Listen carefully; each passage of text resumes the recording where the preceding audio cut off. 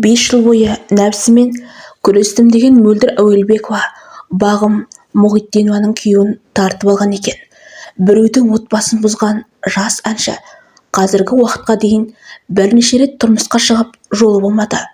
Ол аздық еткендей бір еркектің 4-ші әйелі болғанын өзі ашық мойындады. Осы қылығымен елді өзіне тәнті еткен 200-лігі тағы бар. Неге қазақ қоғамында бұндай атақтылар көбейіп барады? Мен 5 жыл бойы күрестім.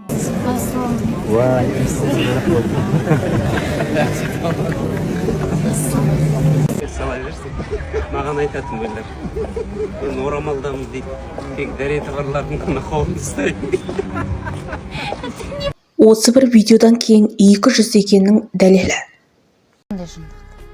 Ел білетін, бастысы сен білетін. Тина ханым біз келістік қой, мен бағдарламаға келетін кезде сізбен сөйлестім ғой. Осы сұрақты қоймаймыз деп келістік қой, сіз маған.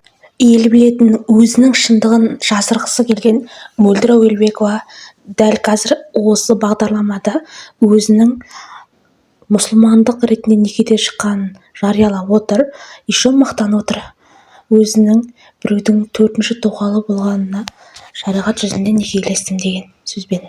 Мен шариғат бойынша тұрмысқа шықтым. Бұл мен қазір артқа қарасам, мен бірінші мен бақытсызым, шүкір. Оны солай жасағанына шүкір етем. Мен өте бақытсыз әйел болдым.